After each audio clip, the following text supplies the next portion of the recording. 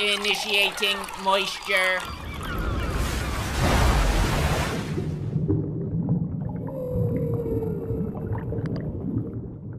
Welcome to the Moist Meter. Is Red Dead Redemption 2 the best video game that has ever been made and humanity's crowning achievement that will change the landscape of video games and modern science as we know it? No, it is not. Now I know it's in the gaming community, the comments section, the R-gaming subreddit collectively just shit their pants, grabbed their pitchforks and told their parents, Initiating moisture.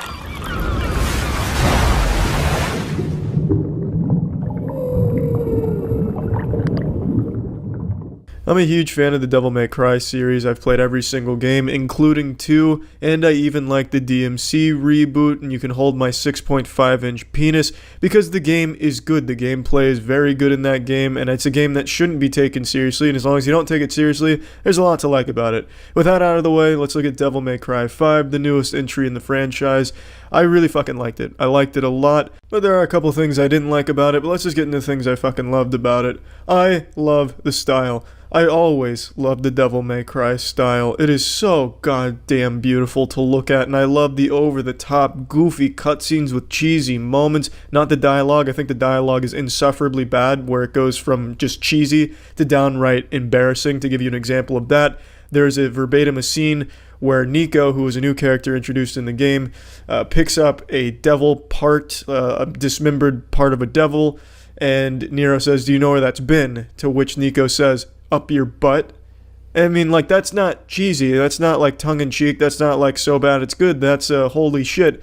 This makes me want to take a fucking sledgehammer to my PC because I just heard that. It's embarrassing to listen to at points. I know I said I was going to talk about the shit I fucking loved, but then I immediately started talking about the thing I hate the most, which is the awful script in this game. Anyway, I love the visuals in this game. They set up some beautiful set pieces, nice environments, and the cutscenes are glorious. With such goofiness, such over-the-top testosterone badass moment, you know, a fucking van flipping over the goddamn mystery machines, flipping around, Nero's flipping around, shooting demons, fucking farting on demons. It's great. I absolutely love the style. Since I've already brought up the complaint, I'll go ahead and touch on that now. The script, the dialogue in this is insufferably bad. It's not like a self-aware bad, at least it doesn't seem like it, at least not throughout. There are moments that are very clearly self-aware, but like Nico, for example, her entire character is built around awful dialogue. She's my least favorite character in the game, my least favorite character in any game I've played recently. I couldn't stand listening to her. She could have been a cool character. I like what she does with the, you know, the making the arms, the driving the mystery machine, you know, being like this crazy driver, this loose cannon, a wild card. I like that about her. But every time she spoke, it was embarrassing. Like, I felt like a fucking idiot playing the game. All of the characters just have super shitty dialogue. Another example is V, who's another new character. His entire shtick is reading edgy poetry from a book, and it's always the same poems: ripping, tearing the flesh, the mother earth, the mirth. It's silly, but it's not like the self-aware, fun cheesiness we've come to expect from the Devil May Cry series, where it seems like they know that it's silly, and they want us to know that it's silly, so we're all in on the joke. And here, it feels like we're not in on the joke, and they've committed so far to the joke that it just becomes fucking awful. That's by far my biggest complaint about the game. It's just an incredibly awful script, horrible dialogue, but there are moments in it that are good. Like, there's some self-aware moments that I think are executed well, such as Dante doing the fucking moonwalk, the entire Michael Jackson routine for like 30 seconds, and then they never touch on that again. It's as if it didn't happen, and it was done so well, and I really like how they played after it. I really enjoyed that. That's when it was self-aware, cheesy, and fun. But that's so few and far between, sandwiched in between this awful fucking dialogue. And then there's this goddamn bird that V has that sounds like Gilbert Gottfried if his nuts got caught in a wood chipper. And his lines are super bad too. Oh, it's just, all the dialogue is just not good. It's really not. And that's the biggest complaint. That's really the only big flaw in this game, because the gameplay, smooth as ass cheeks. The most hairless of ass cheeks. I love it. Each character you play is 3. You get Nero, V, Dante throughout the story. Each one has different little gimmicks, different mechanics. For example, Nero's got the Devil Breaker, and he gets to swap in new arms that have new abilities that you can combo off of and make interesting things happen. He's also got the Exceed gauge, which is when you perfectly time a left trigger input, you can fill it up and get some more powerful attacks, longer attacks.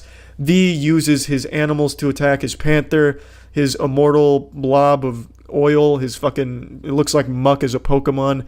You get your bird. Well, it doesn't look like muck at all. It's just a giant fucking glob of oil. It's invincible. You get a panther, that, and then the bird. And that's cool the way they attack together with the synergy. And then Dante gets to seamlessly switch in between weapons and stances and guns throughout his combo, so it's real flashy. The gameplay is absolutely superb. Perhaps some of the best in the series, honestly. I really enjoyed stringing together a lot of unique combos. Son of Sparta mode was incredibly difficult for me, when usually it was kind of a pushover in the past games, in my opinion. Maybe I'm just rusty at hack and slash, but here I really struggled getting through the game on it, which is a good thing. It's just a really fun game. It's a really, really, really well done hack and slash game. The soundtrack I liked for the most part, but I've honestly got to say, I don't think it was as good as previous entries in the series. It wasn't nearly as memorable. It just fell flat for me in a lot of points. And not, it's not bad by any means. It's nowhere near what I would call bad. But I honestly think DMC Reboot's soundtrack with Combi Christ, I think DMC3's soundtrack, I think both of those are the highlights of the franchise in terms of its sound. I think both of those games have a far superior soundtrack than this game does, though this one's not bad, it just didn't hold a candle to those two classic soundtracks. And I'm not trying to frame this as a negative thing, because it's not. It is a very good soundtrack still. I'm just can't help but be disappointed that it didn't reach the level I was hoping it would. Now, the only actual other complaint I have is narratively, the game's a bit weak. Devil May Cry has never been a game series to me that's had extremely strong narratives. I think it's had strong characters, Virgil and Dante, Trish, Lady. I think they've been strong characters, but narratively, it hasn't been the most sound to me. And in this game, narratively, it's also pretty fucking weak. The ending to this game, I think, is incredibly shitty. I think the game has a super shit, lazy ending that I don't want to spoil anything of, but it's like some super anime cliche shit that I don't really think has a place in the franchise. I really didn't enjoy the ending, and a lot of events leading up to it I didn't care for either. It's not a bad story by any means, but it's definitely not a story that's very good either. It's a very lackluster story, lazy story. Let's go ahead and plug this shit into the moist meter. I'm giving Devil May Cry 5 an 80%. I think it is a very, very, very good hack and slash game that I think most people that are fans of the franchise are already getting. But if you're still on the fence, you absolutely should play it. It's a fucking great game. You might want to play it muted during cutscenes though, so that way you don't accidentally hear some dialogue. That's it. See ya. Initiating moisture.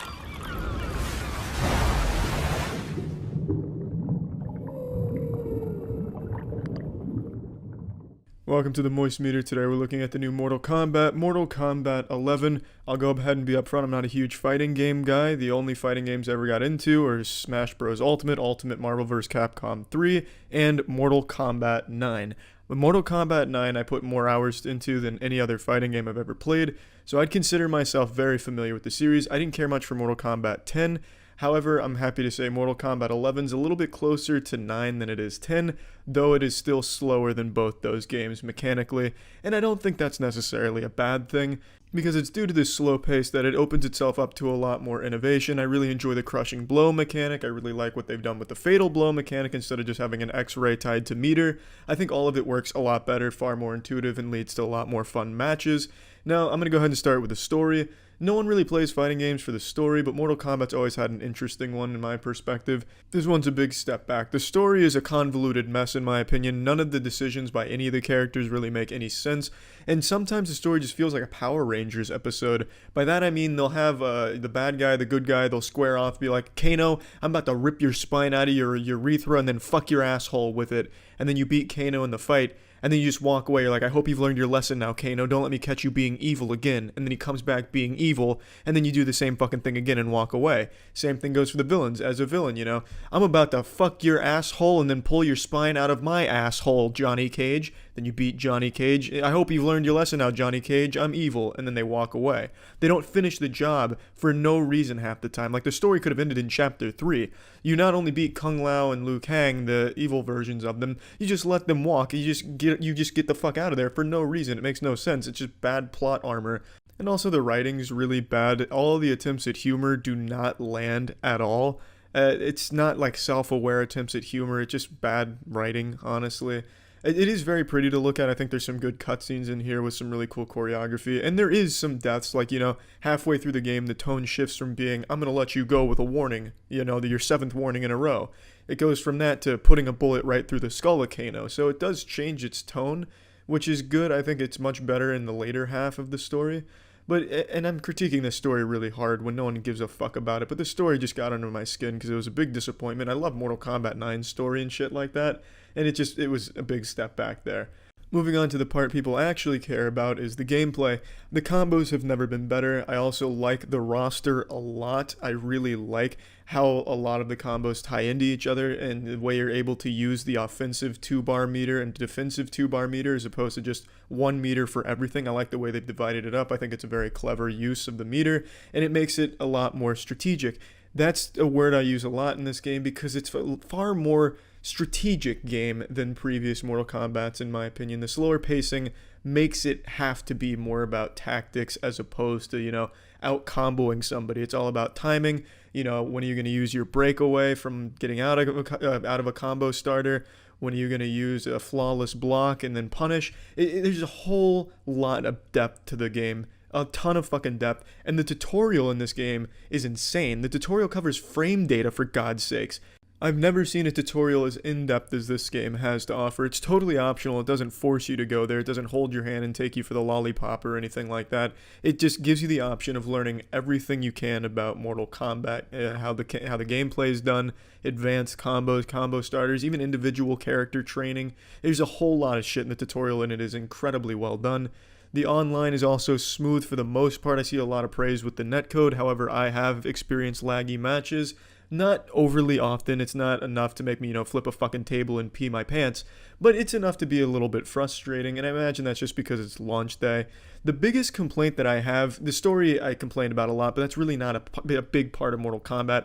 That's not a huge deal to me. What is a big deal to me is the overly greedy and borderline criminal microtransaction system this game has. The monetization in this game makes EA look like saints in comparison. So there's towers in the game, the challenge towers, and you actually can't complete some of those challenge towers without grinding for loot box item consumable shit to beat some of the challenges. They're downright unfair, anti-fun challenges to begin with, but not only that, they are actually impossible to beat unless you have perfect RNG and some loot boxes and get some of the consumable shit that you have to grind hundreds of hours for. Someone did the math. If you wanted to buy all of the skins in the game with to skip the grinding, it would cost you $6,440 to buy all of the unlockable skins without the grinding. That is absolutely absurd because the grinding is awful. Absolutely awful. This monetization in this game nearly ruins the entire game for me. This takes a big fat fucking shit in the cereal bowl for me. This is the most greedy microtransaction system I've ever seen, blowing Star Wars Battlefront 2 out of the water and anything else I can even think of. It's so goddamn disgusting it makes me want to puke. It should be illegal, the monetization method that Mortal Kombat 11 uses. Absolutely criminal. That's the biggest complaint, and it's a big fucking complaint, and I wish reviewers would take this into consideration when reviewing a game, a system like this being in place, because it actually halts your progress in the challenge tower at points.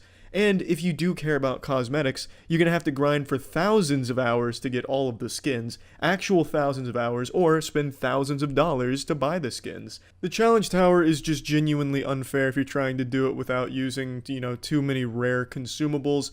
And you can't do half of them unless you have those extremely rare god consumables that you have to grind hundreds of hours for and just pray that you get good RNG from your loot box for the perfect consumable to use against the stage. It is so anti-fun. I can't recommend ever going into that for any reason whatsoever. It is just so brutally, it's not challenging, brutally unfair to force your hand into grinding to extend the game's lifespan and kind of tilt you more towards buying microtransactions to kind of help along. Even though microtransactions still rely on RNG in this game, so you still can't even pay for what you want. And that's mainly just for skins and shit anyway. You can't buy loot boxes, but it still makes you want to do that instead of grinding for the skins and shit the right way, because it is so unbelievably, unforgivingly, and unapologetically unfun. It's just so fucking not fun and so long, it's an insult. you lose no matter what. You lose just by buying the game at that point. It's so unbelievably silly and upsetting to see. It really is. That's my only complaint, because everything else about the game, aside from the story, which isn't a big component, I just really wanted to vent about it because it made me upset. I'm playing the game on the PC, and on the one-on-one, like in ranked, the connection was fine for the most part, but when I tried to do King of the Hill, it was constantly laggy, like beyond words laggy. It makes Nintendo Online look like a useful and well worth its service. It was incredibly disgracefully laggy. There was crashes. The game would hang up and I'd have to force quit it. I don't know if that's universal to all platforms, but on PC, I experienced that every time I tried King of the Hill. But in ranked and just one-on-one, it was fine. The roster in this game, I think it's 22 deep if I'm remembering correctly. All the characters are pretty fun to play. I don't like playing Aaron Black, but he's like the only one I genuinely don't have any fun playing. All the other ones are a lot of fun with a lot of fun little combos.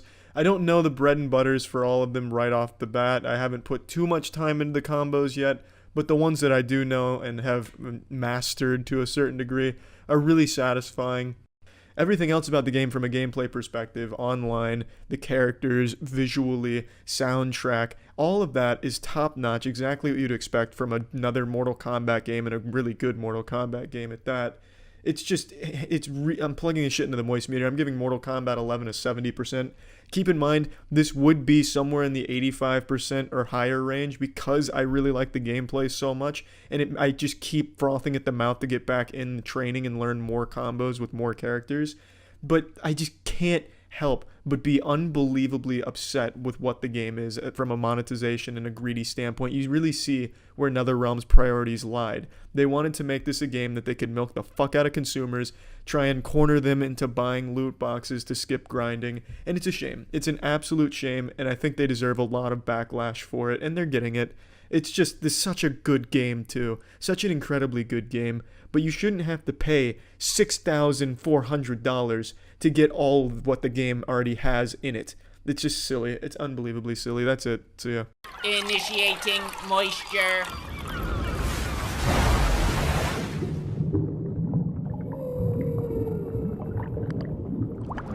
Today we're looking at the new Call of Duty Modern Warfare. Let me get a big complaint out of the way right now. I hate its fucking name. I hate this goddamn trend where you name the newest game the same name as a previous entry in your already established franchise. And I know I make this complaint every single time some game or movie does this, but to me it's like breaking an unwritten 11th commandment. It's a fucking cardinal sin. I know I talked about it with God of War, the new one, Star Wars Battlefront 1 and 2. I hate this shit. I don't know why you're naming a new game the exact same title as an old one, and every single time those sad, lonely, limp-dicked enthusiasts and superfans of the franchise always defend it with that pretentious, artsy reasoning. Oh, well, you see, Charlie, it's actually a soft reboot of the franchise, so them making it the same title is actually kind of poetic, and it makes a lot of sense if you only watched Rick and Morty. It's just so fucking stupid. It's dumb, it's lazy, it's uninspired, just fart-smelling nonsense. Name it anything but a name that already exists in your franchise. Change it up a little bit anyway. Call it Call of Duty Finger Family, Fingers My Family. I don't care. Just stop naming the games the same fucking title as something you've already had. And now pushing that aside, the game's super solid. And especially one thing that caught me off guard is how great the story is. I was blown away by how competent the story was. It was fun, it was engaging, the characters were well acted, the set pieces were fucking beautiful, cutscenes great, but the cutscenes were so good looking that it always lagged. It always caused frame drops. And it wasn't just me. I streamed the whole thing live at twitch.tv/Moistcr1tikal. I stream daily. Come check that shit out and follow if you'd like. And everyone in chat would say when they played campaign, the cutscenes lagged their machines as well. So it wasn't local to just me. It's not a shitty computer. It's just the cutscenes look so great that technology hasn't caught up to their beauty, so it struggles. And one thing I need to point out is how short the campaign is. I played through on Recruit because I'm not playing Call of Duty to get like a fucking challenging experience that I'm going to remember, like some kind of profound uphill battle that I come out on top of with a sense of pride and accomplishment. I was just playing it for some fun, and I was there to laugh at the story because I thought it'd be bad, but I ended up really liking it and the characters. But it's super short. So on Recruit difficulty, I was able to blast through the campaign in just under 4 hours, and that was with taking breaks and kind of just fucking around with the game itself.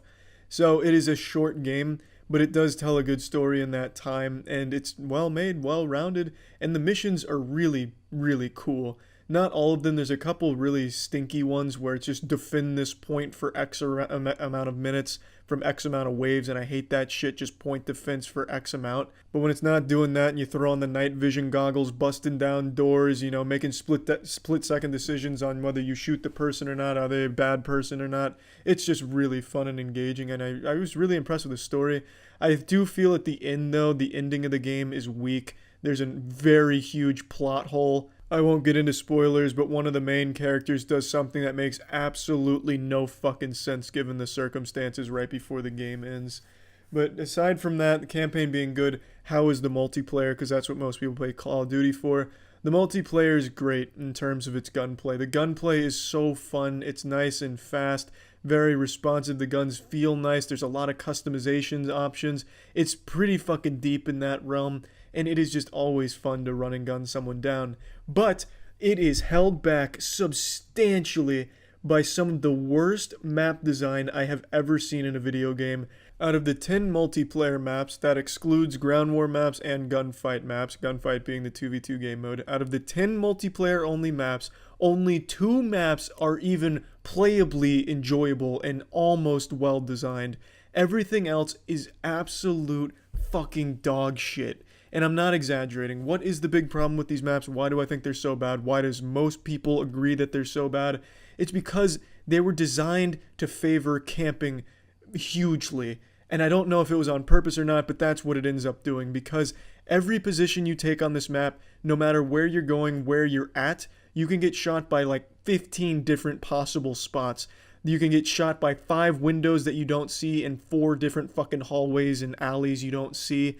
And if you wanted to check each and every one before going, you wouldn't have time before you got blasted from some fucking obscure window that also overlooks you. Everywhere in all of these maps is constantly being able to be seen from pretty much anywhere on the map, which leads to people constantly just picking a spot and camping it. So playing fast, running gun, playing aggressive is punished in this game, and it's the map design that does it. The gameplay seems to want to be fast and in your face, nuts to butts, peel your urethra back, and just annihilate you with speed and intensity, violence. But you don't get to do that because the map design holds it back and makes you put on the condom and makes you slow down, or else you're just going to keep getting your ass extended. It's so frustrating, and the spawn system is awful, absolute shit too. It's so unfortunate because it hinders the game in such an important way. It takes away how much fun you can have with the guns, and it makes it just such wasted potential. They need to make a free DLC ASAP with good maps in them. Otherwise, this game is not going to last. These maps are driving people away faster than anything else, and it's for good reason. They are so bad. I can't even wrap my head around what they were thinking with these maps. It's just so overstuffed with all of these angles that everything looks at. You are never able to properly move around a map because you're just going to get gunned down from 5 windows. It's so dumb. It's so frustrating, and I can't complain enough about it. Gunfight doesn't suffer from this problem. That's the 2v2 game mode because it's 2v2s. The maps aren't as important there with the angles and such because it's only 2 people against 2 other people. So you don't have to check 1,000 different spots and get gunned down in the process. You will have time to go through the angles. So I don't find it as big a deal there. Ground War is just a complete waste. Ground War is going to be the most miserable experience you ever have in an FPS. There's nothing fun about Ground War. The vehicles feel like you're playing Battlefield Mobile in 2008 when mobile games just didn't even really work. So the vehicles are no fun at all. And the maps in Ground War are to another level of awful. There's 2 Ground War maps, and they're both irredeemably horrible. The first one is the one from the beta. That's the one that has a mountain overlooking the whole map where the entire other team just sits with snipers going for their KD and phase montages. And if they're not doing that, they're sitting on that same mountain with tanks just spraying their fucking splash damage, hoping to get kills that way. It is such horrid design. There's no fun to be had in either Ground War map. The other one's all about verticality, so almost everyone's just standing on top of buildings, sniping down on you, and if they're not doing that, they're hiding in buildings waiting for you.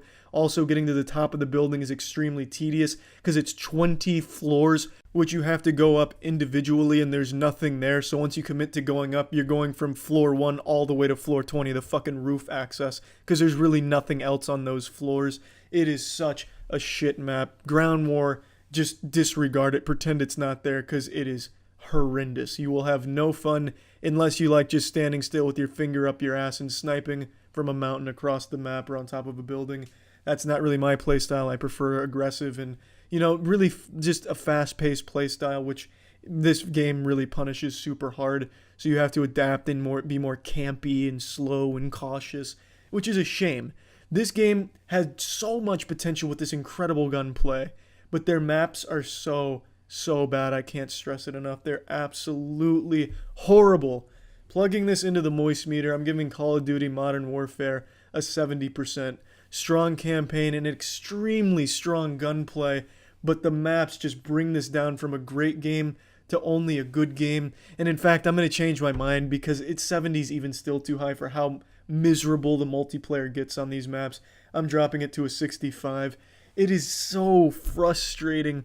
You can go 30-0 in this game, get a nuke, and still had no fun because you were just camping for it and you didn't enjoy it.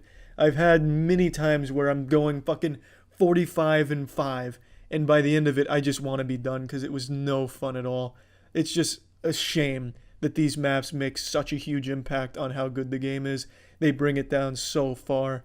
And that's it. See ya. This episode is brought to you by Raycon. Initiating moisture.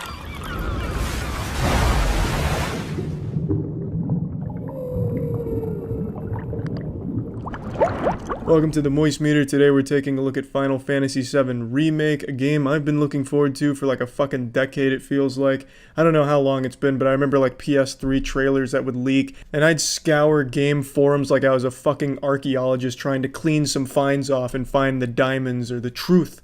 And, I'd go on GameFAQs and I'd find posts like, hey, look at these real screenshots from Final Fantasy VII Remake. These were in an old computer that was thrown away in a dumpster outside Area 51. It's real.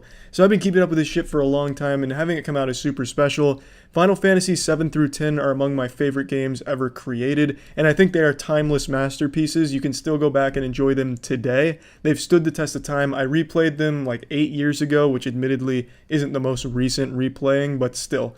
Great games, and I'm happy to say Final Fantasy VII Remake met my expectations for the most part, and in certain cases even exceeded them.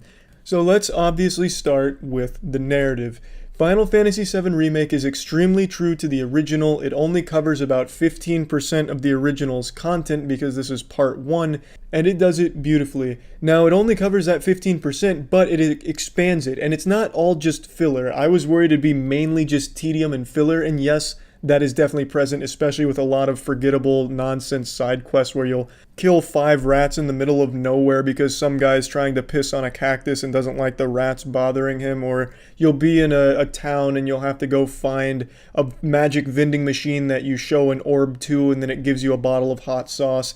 So there's definitely some garbage side quest shit here that's just for padding, and especially when it comes to some of the puzzles even during the main quest, it just seems like tedium for the sake of tedium. But other than that, the story and the actual expansions and new shit they add here is excellent. In the original, it only took about 6 hours to be done with everything Midgar had to offer. In this, it took me 28 hours. I fucking streamed 16 hours straight just now and beat the game because I was just so engrossed in the adventure and the characters. There is so much more character development and character growth, and you really care more about the characters in this game than in the original for the 15%. I'm not talking about the entirety of Final Fantasy VII original, of course. I'm only focusing on the Midgar arc. This gives so much more character depth to the characters that were present in that beginning chapter. It is excellent, and I don't know how you could even make an argument for the opposite.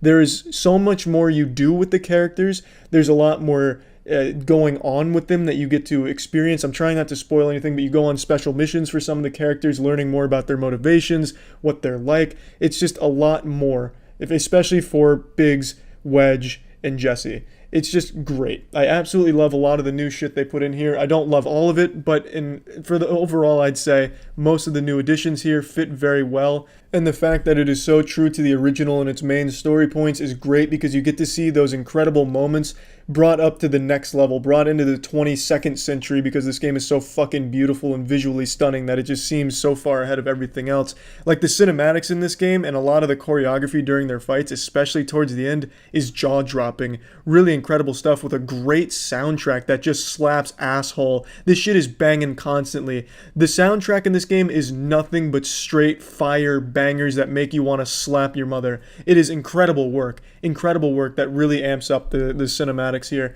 But seeing all of those moments from the original taken to this level of care and passion and seeing them unfold, it's just an absolute joy. Now, while we're still talking about narrative, I have to say I absolutely understand why people towards the end of the game may have been very turned off. And it's also where I have a lot of problems with where the narrative goes too.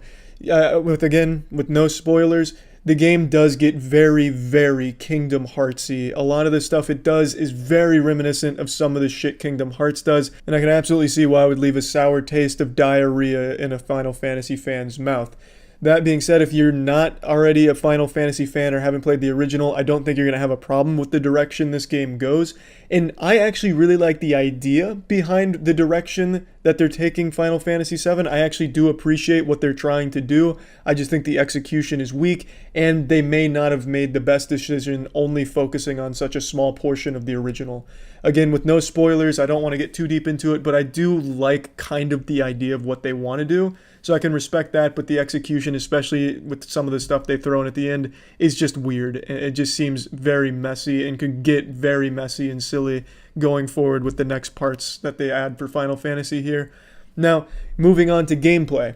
The gameplay is not turn-based combat, which disappoints me. I'm a fan of turn-based combat. I think turn-based combat is timeless, like I said. The shit still works. It's fun enough. It's not always fun, grinding in turn-based is never fucking fun, but grinding in general in most games isn't fun. It's not in this one either, but the combat's enjoyable. The combat's flashy, it's fluid, it works well, and it is fun to fight good bosses. Although, unfortunately, when playing through the game on normal, most of the enemies, even just trash mobs, are very spongy. They just take so much damage and so much time, a lot of effort just to dispel 4 fucking squids that fly around or 3 seahorses that spin in a circle. It takes a lot of fucking time because they take so much damage. Even if you're just perfectly exploiting weaknesses, constantly going for staggers, it's still just a time investment that becomes a slog towards the end. I don't have a problem with the gameplay itself, mainly just the enemies make it not fun. I don't think it was necessarily difficult, it was just tedious and became a chore to go through fights from point A to point B. Some of the bosses were fun, but others were genuinely just sponges that you'd have to wait for a damage phase or a vulnerability phase with nothing else to do. So, I do like the combat though. It's fun to switch between characters, queue up a bunch of different abilities and have them work together, exploit weaknesses. It just takes a while to actually kill something when doing that. Of course, the combat's very deep. There's a lot of depth to the combat and preparation for fights. Obviously, collecting tons of materia, different links, different build, well, not really builds, but different ways you can organize your characters and your parties to do different things. It's just, there's a lot of depth to it, which I can absolutely always appreciate. Now, another thing I will say is there is some pacing oddities in this game. I won't even say it's bad pacing because it really doesn't feel like the pacing is shitty or anything. It just feels very odd at times. And it's not the biggest deal in the world, but it's something I felt was worth noting. I want to say, I really like the fucking voice acting in this game. It's not like the best voice acting of all time. It's not like stellar. You're not going to be jerking off really like, oh, these characters are fucking real. The voice acting's really selling me or anything. But it's so cheesily great between the writing and the execution of the lines. There's so much cheese and corniness to it and just so much life to the characters that I just fucking love it. It's just so much fun. All of the characters have very serious moments, of course, but also just really goofy, cute moments between another, letting you know that they're friends. They're becoming friends. Cloud's cold heart is starting to warm up as he gets closer with the group, and you see him go for high fives that he's been shying away from for the last fucking 10 hours of the game. It's really, really enjoyable stuff. I was fucking smiling during half the goddamn game when it was getting cute. A lot of times you'll, feel very awkward with some of the shit that goes on, but that's kind of the point. that's kind of the charm sometimes, and I really like that. There's really nothing I have to critique about the writing in terms of its dialogue and the way the characters are executed, except for maybe it gets very edgy at times. Like sometimes it's needlessly edgy with some of the lines it gives and a bit pretentious, but it's not a big deal. It's not that big of a complaint. So plugging this bad boy into the moist meter, I'm giving Final Fantasy VII Remake an 85%. There is a lot of problems here, and there is a lot of narrative things I didn't agree with or appreciate that makes me very worried for its future going forward. But I do remain cautiously optimistic with what they do next, and there are obvious flaws that cannot be overlooked with the enemies becoming a real fucking chore. There's just clear tedium and padding for the sake of padding, It's clear that they wanted to stretch this out as long as possible, especially when it comes to like some motorcycle shit. There's like a fucking motorcycle thing towards the end that lasts like an hour, like a straight hour that you cannot really speed up no matter how fucking great you are. It's just, there is genuine padding that is just blatant. But all of that considered, the game is extraordinary, and I had an incredible time with it. It is a beautiful game that I really, really enjoyed, and I very much would say it was worth the wait. I wasn't disappointed. There were things that I felt were lacking, but on the other side of that coin, there were things that I felt were just fucking spectacular. So that's it. I'd like to again talk about Raycon wireless earbuds right now because I think right now wireless earbuds are extremely important. I've talked about Raycon multiple times in the past. You know I mainly use it when I'm doing active work, such as working out at the gym. But with quarantine kicking in, you're not going to the gym, but it's no excuse not to be active. And calisthenic work, body weight exercises, that requires a lot of movement. That's just going to be super uncomfortable with a wire. Raycon wireless earbuds doesn't have that problem. Super comfortable, super easy, and they're just a fantastic set of wireless earbuds. One thing I've started doing is jump roping. Couldn't even imagine doing that shit with a wire on it. It would be a total, utter disaster. I'd be yanking it out of my ear and screaming and crying all the time. Don't have that problem with Raycon. They sound just as amazing as the other top audio brands you know, but they come in at half the cost. Also, their everyday E25s are their best model right now, so I'd recommend those if you're interested. So if you want to get yourself a pair of Raycon wireless earbuds, you can go to buyraycon.com/moist to get 15% off your order, or just click the link in the description. That's buyraycon.com/moist for 15% off. So yeah. This episode was brought to you by Manscaped. Initiating moisture.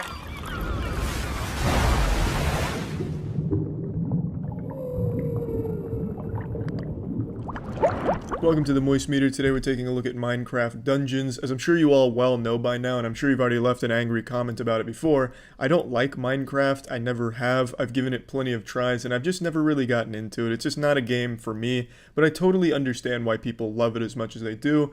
That being said, I wasn't even going to play Minecraft Dungeons, but when I did take a look at the trailer, I realized that it's not like Minecraft at all. The only thing it has in common is the same enemies, same style. That's about it. It's a totally different game. There's not even like a single crafting element to this game at all either. So in a nutshell, Minecraft Dungeons is like if Dr. Seuss made a Diablo game. It's a family-friendly, kid-friendly take on the ARPG genre. It's very simple. There is some depth to it, but it's nothing that's going to have you min-maxing like a motherfucker trying to come up with these crazy builds or anything like that. There's no skill trees. When you level up, you just get enhancements that you can put into a couple skills on your weapons. It's very simple surface level stuff, but there's nothing wrong with that. It's not trying to be some kind of hardcore Path of Exile competitor. It's just a simple, fun, easily digestible, short ARPG game. And when I say short, I mean short as shit. If you just play through the game start to finish on the default difficulty, your first playthrough, it'll take you anywhere from 2 to 4 hours to beat all of it. It is not a long game at all. But there is replayability because there's a lot of randomized loot, randomized areas.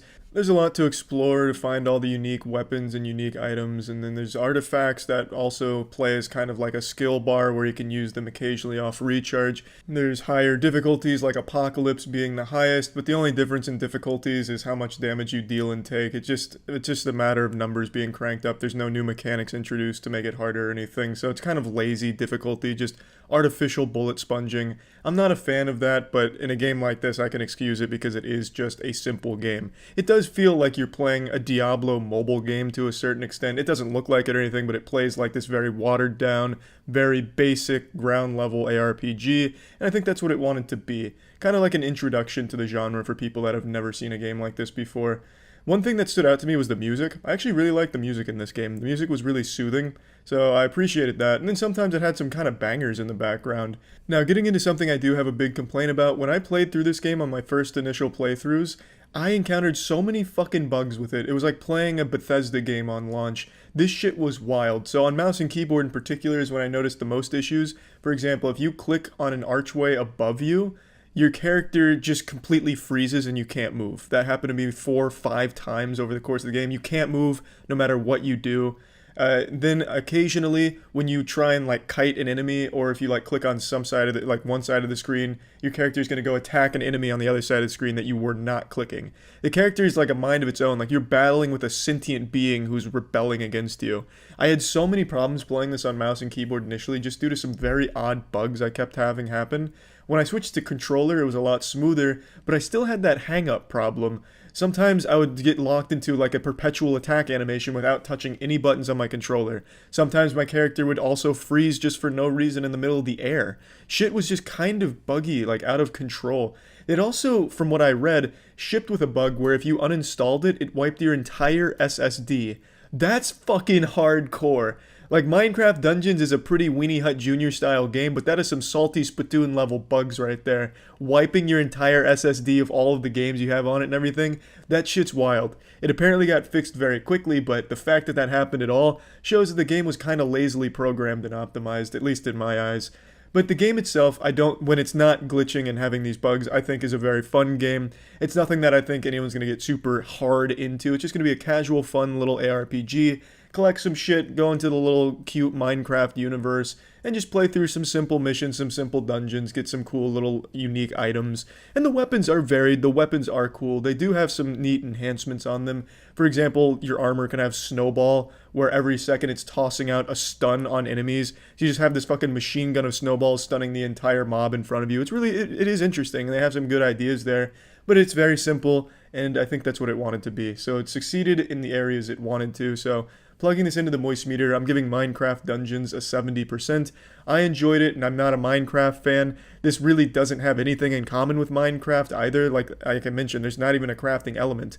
If you want to get unique items outside of finding them, you spend emeralds and you get random items. You can't craft anything, so a little odd that that's not even a part of this game's identity with crafting gear or something, but it is what it is.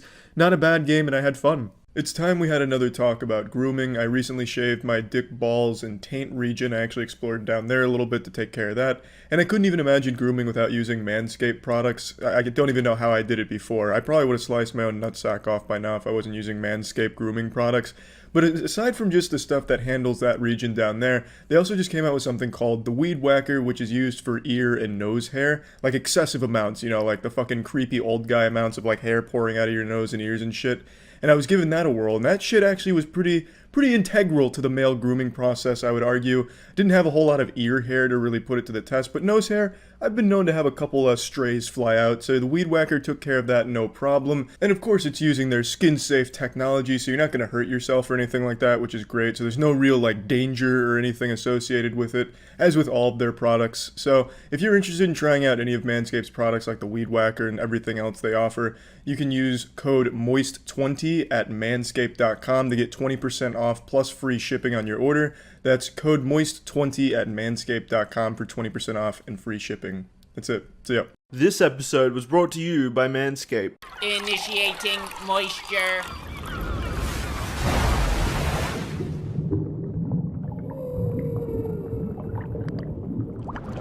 Non-stop, people have been asking me, Charlie, when are you moist metering PGA Tour 2K21?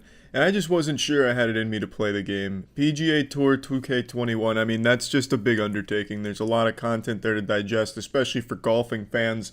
I wasn't sure I was ready to take on the journey. But I buckled down, put on the big boy diaper, and was rewarded with more golf than a human being should be able to handle. I'm proud to say I got exactly what I expected, which was some fucking golf, baby. So, PGA Tour 2K21, its best feature is its golfing. The game offers a way to play golf in your own home. with a level of realism that doesn't make you miss the outside world. It's better in this virtual cyberspace of PGA Tour 2K21. Obviously, with the pandemic still in full effect, most of us haven't been able to actually hit the courses for 18, haven't been able to touch our friend's dick jokingly on the back 9, so we just haven't been able to really get out there in the real world and whack the sack around, which is fine because PGA Tour 2K21 offers you that same experience in your own home and better, I would argue. Now, I'll fully admit, I passed on the last PGA Tour 2K games. I gotta be honest, it's too much for me sometimes. Occasionally, I'll look at games as robust as the PGA Tour 2K series and just say, God damn it, if I start playing this game, it's gonna take over my life. It's a gateway drug. One second I'm just playing some golf online, next second I'm dropping my pants behind a Walmart dumpster for some cocaine.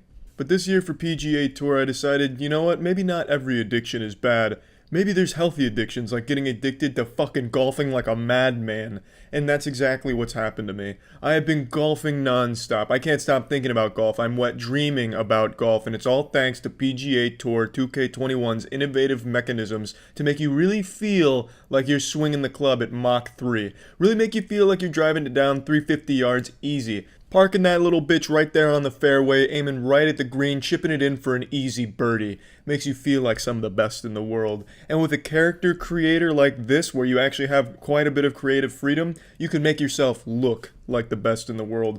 My character, who I began my PGA Tour 2K21 career with, is called Weil E. Shitterman, and Mr. Shitterman is perhaps going to be one of the most household names in all of golfing. Whether it's esports golfing or real-world golfing, I think Weil E. Shitterman has a very bright future.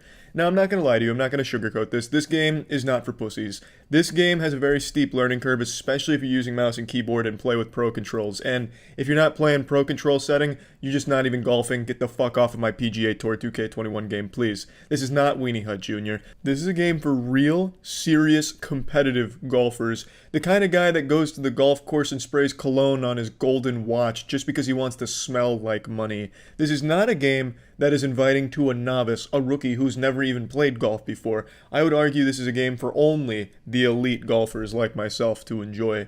Now, if you're playing this on mouse and keyboard, it is actually pretty difficult when you first start, because the motions have to be damn near perfect. You have to get the timing correct, and you have to get the up and down motions right on the money with no deviations, or else you're going to slice or hook the ball like a motherfucker, and that can be frustrating. Now, I do imagine it would be easier on a controller, but I'm no bitch. I started with mouse and keyboard, and goddammit, I mastered the mouse and keyboard. So, I enjoy mouse and keyboard, but it is a steep learning curve, and there's a lot of angles of attack you can take here. But when you're using mouse and keyboard, just know you're going to have an uphill battle compared to someone who's going to be using a controller, I'll tell you that much for sure. But it's still a lot of fun. Even when you're going 42 over par, you're still having a good time because, hey, you're out there on the green, baby. You're just putting around. You're getting some big drives. You're hitting the ball a lot. You know, you're having a good old fucking time. You can even drink while you're doing it. There's no laws in PGA Tour 2K21 that says you have to be sober while playing. There's just a ton of ways to have fun in this game, baby. When it comes to PGA Tour 2K21, fun isn't an option. It's fucking required, and you will be experiencing fun. And especially if you indulge in its multiplayer capabilities, because the multiplayer I had a blast with. I only played 2v2s, and I tell ya, I formed a special bond between me and my teammate. There's no voice chat, so we couldn't flirt with each other or really get to know each other very well, but just being able to play golf with a total stranger online was a serene experience. I've never felt so connected to a virtual man in all of my life. It was a wonderful experience. There's no voice chat, like I said, so they can't hurt your feelings or get mad at you if you're playing like dog shit, so that's another great benefit. But man, I tell ya, the 2v2s in this game, wonderful. Absolutely wonderful. I really just don't have too many complaints about this game. I will say I wish they had utilized the video game medium a bit better, because it is just a golfing simulator, and admittedly the graphics aren't the best that have ever been created in the world, but it doesn't matter. What I wanted them to do, perhaps maybe for PGA Tour 2K22, is go harder. Don't just make it a golfing simulator where it's real world stuff. Let's get some fantasy elements in there. Maybe for PGA Tour 2K22 they introduce a story mode, a narrative story that is so complex it would make fucking Hideo Kojima's head spin. Perhaps a time travel experiment goes wrong and we're sent back to the long distant past, and all we have is our golf clubs, our caddies, and about 1,000 golf balls, and we have to stop Genghis Khan from nearly taking over the world. So we're fighting against Genghis Khan, then all of a sudden, wait a minute, Armageddon. So we have some fucking meteors coming in, and we still have these golf balls, and all we can do to stop it is hit enough drives at the meteor to break it up before it enters the Earth's atmosphere and takes us all out. There's just so many possibilities when it comes to golfing if they're willing to go that hard. We introduce some mutants, you're not even golfing against human beings anymore. Maybe some intergalactic travelers are coming in because they want to play golf with Wile E. Shitterman, my created character, or whoever you decide to create. And there's just so many options, and I hope they explore that a little more thoroughly in PGA Tour 2K22 or something, or maybe just 2K23, wherever they decide to go. I really think they would benefit from introducing a story and incorporating a lot of other sci-fi elements, some fantasy elements, maybe some like dark drama shit as well, like maybe Wile E. Shitterman's wife has been cheating on him the entire time he's been on the PGA Tour. There's just so many things I think they could do and should do. But as of right now, as of this current moment, PGA Tour 2K21 I think is a fine golfing game, offering an incredible golfing experience. So, plugging PGA Tour 2K21 into the Moist meter, I'm giving this bad boy a nice crisp 80%. I don't have any complaints, but again, it's golfing. You get what you're expecting, I'll tell you that much. And you get enough of it. Fucking trust me, you get enough golfing. And yeah, I think that's the best part. That's about it. So yeah. I actually just finished shaving my balls and I got excited. I got like a sense of pride and accomplishment. So I wanted to talk about Manscaped because I of course used the Lawnmower 3.0, which is like the Excalibur for ball shaving.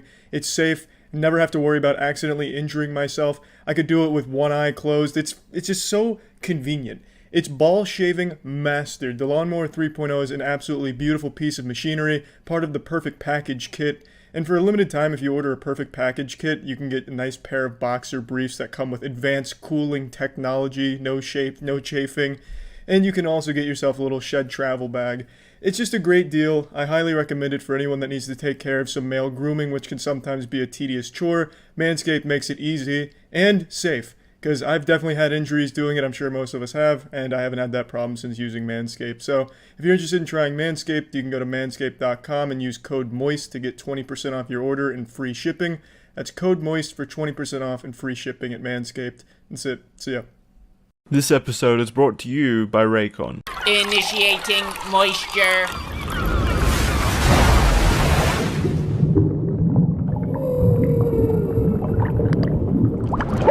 Welcome to the Moist Meter. Today we're taking a look at Ghost Runner. This game is great. I'm just going to immediately start with that. This game is absolutely outstanding. At no point over the 6 or 8 hours you'll spend just beating through the game does it ever get stale. It is always at every single moment just a fucking pedal to the metal experience that'll make you want to slap your mother. It's a game right out of a wet dream I would have had as a 14-year-old boy who watched Rurouni Kenshin for the first time. You play as a sword-wielding cyber ninja in the future landscape, post-apocalyptic cyberpunk universe, as you have all of these abilities and tools at your disposal to slice assholes in half and just be a goddamn super ninja hero. And that is absolutely fantastic.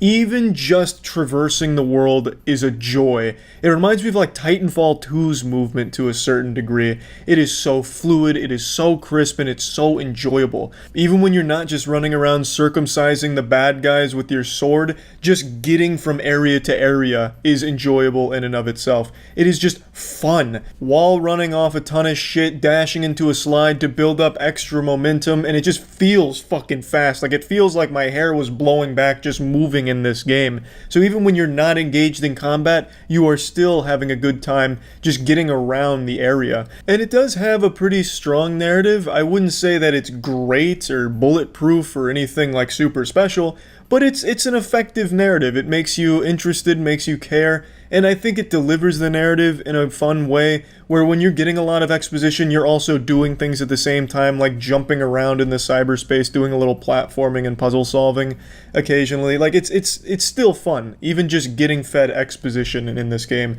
Yeah, it's certainly predictable at points, but it is a good narrative and it gets the job done. And the absolute bread and butter of this game is its combat. My fucking god, the combat is glorious. It's not easy. This is not an easy game by any means. You're going to be fighting a lot of enemies in a lot of locations and going up against a lot of different things with unlimited ways of getting through them. I can only imagine how fucking great the speedruns for this game are going to be. There's so many tools at your disposal and so many options for approaching a fight. It's going to get absolutely wild, I imagine, when it comes to speedrunning this game. You can jump around on walls, you can freeze time and dodge a bullet, you can deflect a bullet. There's just so much to do when approaching a fight, and it is always so satisfying after getting your cheeks clapped, your asshole spread open 20, 30 times in a single section against the enemies, to just get that one beautiful, perfect run where you go through 6 different enemies with all kinds of different approaches to it, where you're not just gonna like beeline and just start hammering left click. You have to really think things through. Like, you're gonna jump in the air, you're gonna freeze time, dodge a bullet, then slide, slice their legs off, go to the next guy. There's just, it's so good. It's so good.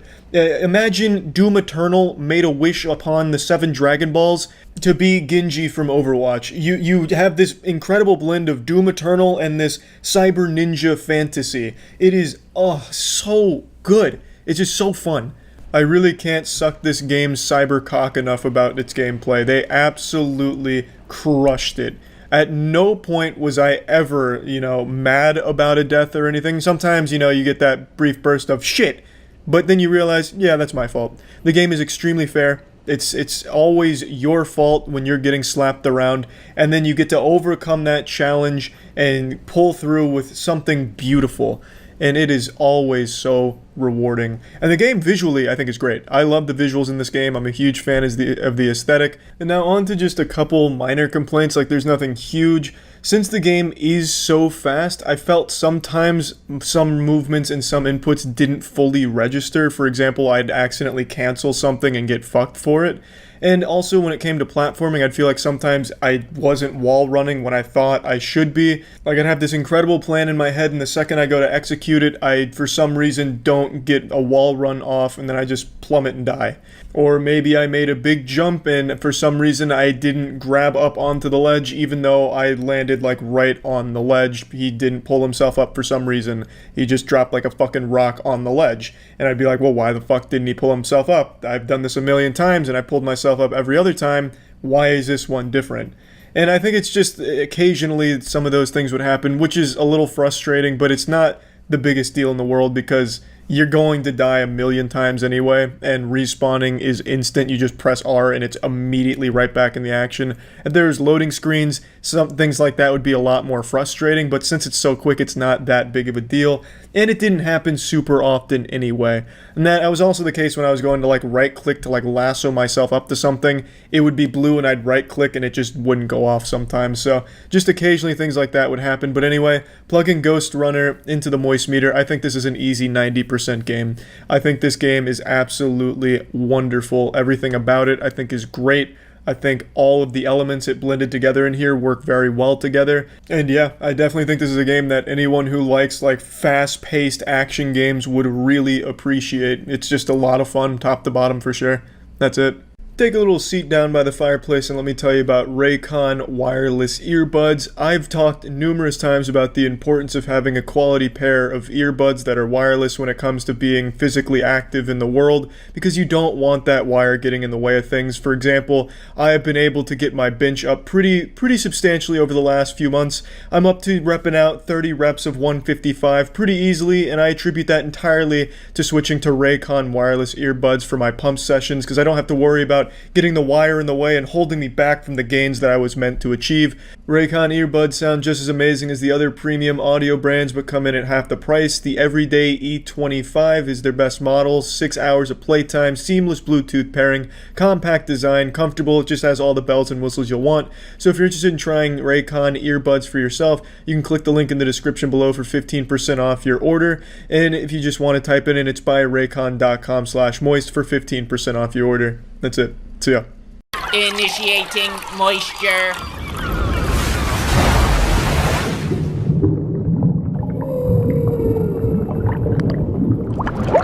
It's super rare for a game to completely blow me away and catch me by surprise, but that's exactly what happened with this game. It Takes Two is an absolutely stunning, amazing masterpiece of a game.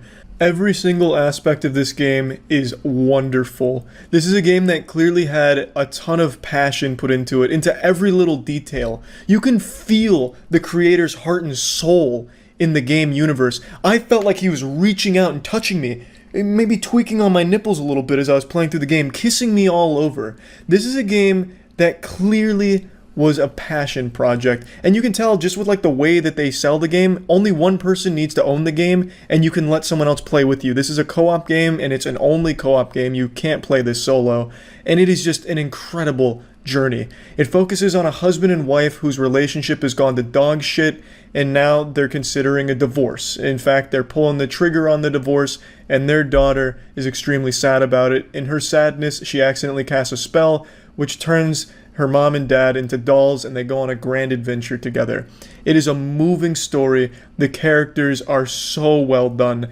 For the first half of the game, you're gonna fucking hate the mom and dad, and that's by design. You're supposed to hate these two characters as you're getting going.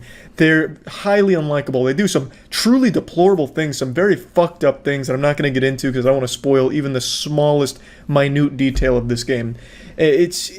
No game in a long time has been able to elicit such emotion from me while playing it. I was finding myself just getting huge ear-to-ear smiles going through it, getting really sad during some things, like some characters that you get introduced to undergo some very brutal things. I mean, there's like a fucking scene here that was like straight out of a goddamn ISIS torture video. Like, it was brutal to watch, and you as the player are the one controlling it. So I mean, there's some nutty shit in here that it had me feeling things that I haven't felt in other games, like, ever.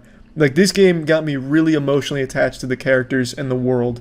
It is so well done. The narrative is so good. The characters so fucking good. There's nothing about this game that is even anything less than amazing and incredible. This is a game that introduces a new mechanic in pretty much every new level. It's not something where you get 2 or 3 mechanics that are just used ad nauseum throughout the whole game. And this is a long game, by the way. This is like a fucking 14-hour game. It took Matt and I 11 hours and 4 minutes or 40 minutes to beat this bad boy, and we were fucking speedrunning it. We have some of the biggest brains in all of the world when it comes to puzzle games, so we were blasting through puzzles and stopping to, of course, appreciate the world and the art, and it still took us 11 hours. This is a big, beefy game. This is a game you can only play co-op. You can't do this solo, so I mean, grab a friend, grab your significant other, and get ready to go on a fucking moving journey. And if you don't have a friend or a significant other, go on like a rent-a-friend website or something and just get them to fucking play with you, because you need to experience the game. Like, this is a one-of-a-kind game. It's made by the same developers as A Way Out, which I enjoyed for what it was, but I didn't think it was anything like this. This game is fucking incredible. Absolutely lovely in all aspects. Now, I also really like the way they market the game, and like by that I mean the way they sell it. Only one person needs to own the game, so if you buy the game, you can get a partner to play with you without them having to own it. Only you need to have it. Only one person needs it, which I think is great, which shows me they're really not in it for the money. They wanted to deliver a unique and great experience, and that's exactly what they've done. This is a labor of love, and you can really feel it when you play it. Like I was mentioning, this is a game that never runs out of creativity. Every new level, you're getting new mechanics. So, for the first couple of levels, it's mainly some platforming with some rope swinging here and there, nothing too wild or out of the park. But then you go to the next level and you've got 2 new mechanics to work with. Next level, Cody's got a fucking honey blaster gun and May's got a sniper rifle, and together, when you combine the two, it causes explosions, which you use to solve puzzles. Then you go to the next level, now you're inside of a fucking grandfather clock where Cody's got a goddamn chronosphere dialing back the clock, turning back time, so you're manipulating time to solve puzzles, and May's able to clone herself. Like, you get all kinds of new creative tools to tackle the puzzles in the game, and it's so good. The game in the entire runtime at no point ever slows down and gets stagnant. You are constantly getting new mechanics to play with in a brand new world to play with. Every level is drastically different from the previous one. There's a level where you go inside a fucking tree and you're dealing with squirrels that are war-hungry maniacs and they're at war with the wasps. Then you're riding beetles around in a fucking wasp hive, going wild, trying to save, a bee who's in disguise as a robot. Like, there's just so much going on and constantly changing. You are always enjoying yourself. It is so well thought out and so creative. I can't suck this game's asshole hard enough. I haven't been blown away by a game like this in such a long time, if ever. And the soundtrack complements it wonderfully. The soundtrack bangs so hard. Nothing but boner jam after boner jam. It's so cinematic too, like the cutscenes and the set pieces. I don't want to spoil anything, but it's so fucking cool. It's so good. And there's also mini games throughout the world that you find. And when you find a mini game, you go head to head with your partner. You know, Cody versus May, so you versus whoever you're playing with, and you do these mini games and compete against each other. And the mini games are super fun. You know, there's simple ones like you play chess against each other. Then there's more complicated ones that are like a fully fleshed out mini game where you're playing like 2 battle tanks going to war. Like, it's just so good. It's so fucking good. It Takes Two is one of these rare games where it really feels like they wanted to deliver something that we've never seen before, and I think they've done it. This is a game I've never experienced anything like it before. It's an absolute joy. I'm going to plug It Takes Two into the Moistcr now. I'm giving it a 95%. I don't have any complaints at all, literally not even the slightest nitpick that I could find with this game. This game is absolutely fucking incredible. Now, I know you're wondering, well, then why didn't I give it 100%? I've said this before, I reserve 100% for games that I feel anyone of any taste can pick up and fucking fall in love with and, you know, go wild about. And the only game I would ever consider giving 100% to is Minecraft. I'm personally not a huge Minecraft fan, but I actually think it's probably the perfect video game. Anyone of any age and any taste can hop in Minecraft and enjoy the shit out of it. I don't feel the same way about It Takes Two. It Takes Two is going to be someone or some people looking for a narrative experience, a creative world, platforming, and puzzle solving. There's a lot of people that are going to be not enjoying the game. I totally understand that. But I really do feel like the game is pretty much flawless. It's just a game that's not going to be for everyone of every taste, which is the only reason I'm not giving it 100%. But this is as close as I've ever come in the history of the Moistcr. This game is just, it's so good. Like, if you watched Matt and I stream it, you know on my stream, I was going absolutely wild. Like, I would take every opportunity to suck the fucking soul out of this game's dick. I fell in love with this game. This is a game that I genuinely think I will always think back on with a smile on my face. It's going to be one of those rare games where, like, 50 years from now, I'll still think about from time to time and just be like, yeah, that was a golden age of gaming thanks to It Takes Two coming out that year. Like, shit, the game is, I absolutely loved it. Like, you know, as you can probably tell, I'm a huge fan of it. I really am. And it's not even a genre I really like platformers I'm not too big on these days, and still loved it. Still absolutely loved it. So, highly recommend it if you have a friend or a significant other that you could play with, and I really think most people would probably enjoy the game as well. So, that's about it. There's been a golden rule most people follow these days, which is never settle for less when it comes to your mattress. It's something you're going to be using every day for a long, long time, which is why I'm going to talk about Helix mattresses. Helix mattresses are absolutely fantastic. They're catered to your body type. So you take a sleep quiz, which tells them exactly how it is you interact with the mattress, and they match you with the best possible mattress for your body. So for me, I sleep on my back. Sometimes I'd wake up with lower back pain because my mattress was a little too soft, and then taking the sleep quiz, I got matched with a mattress that was a little bit firmer for me, and now I just don't have that lower back pain in the morning anymore. Helix mattresses are super comfortable and just a really, really great option. So if you're looking for a new mattress or just want to upgrade your mattress, you can definitely check out Helix. You can go to the link in the description below to get up to $200 off your Helix mattress, or you can go to helixsleep.com/moist to get up to $200 off of your Helix mattress. So yeah, absolutely give them a try if you want a better mattress. That's it. See ya. Initiating moisture.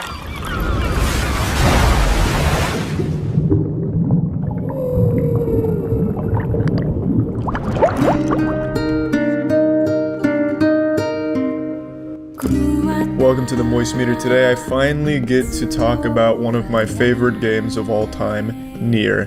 This is a game that I can't suck the dick of enough. If you've been around the channel for a long time, you know that I've talked about Nier a fucking ton. It is my go-to gold standard when it comes to story-driven games. Originally, Nier came out in 2010, I played it in 2012, and as a result, it changed my life. It made me a stronger, more attractive man, and probably made me taller back then. I know I'm not exactly known for my height now, but imagine if I never played Nier and gained a few extra inches on my height. Nier was a game that, to me, was something I'd never experienced before, and I've still never experienced since. So I'm so happy, just fucking delighted that they decided to remaster the original Nier with Nier Replicant. Nier Replicant just came out, and it is the exact same game as it was in 2010, but completely upgraded. Visually, a combat overhaul, as well as adding new content to it, a whole new ending. It is better than the original. It is such an incredible experience that I can never recommend enough. Nier was never a flawless game. The biggest shit stain on the pristine panties of this product was its gameplay. In 2010, it just had very dated gameplay. It wasn't fun to really play. It was just an incredible story with the best soundtrack in gaming, which is also still true with the remaster here. But with the remaster, they've taken that kind of boring, shitty gameplay and improved it. They've made it a lot better. It's still not like the best gameplay you'll ever play in your life. You're not going to be playing Nier Replicant just because you've fallen in love with the gameplay. It's still very simple, but it's much better than it was. So it takes that and brings it up to a more modern feeling, and I absolutely appreciate that. It is a lot more fun to play, though I still wouldn't really say the gameplay is anything all that special. It's very surface level stuff. You get a decent selection of weapons, but they all kind of function the same way. You put words on them to improve some very basic stuff on them, and you can pretty much just choose one weapon and use that for the entire playthrough of the game, because normal difficulty is way too easy, and hard difficulty is still easy. It's just everything is a massive fucking health sponge. I streamed the whole thing, and one of the boss fights on hard took me 20 minutes of pure DPS, never missing a single DPS phase or anything, to finally kill it. Hard is just a massive health pool, so that's the only difference between the difficulties, but in both cases you can pretty much just pick one weapon and get through the game pretty easily. You're never really switching weapons out, so the gameplay, again, isn't like the best, but it's much better than it was, and it's still fun. It's still flashy, and there's just nothing wrong with it. It's just kind of basic. So if you're coming into Nier Replicant with the expectation that the gameplay is going to blow your little asshole out or something, it's just not going to happen.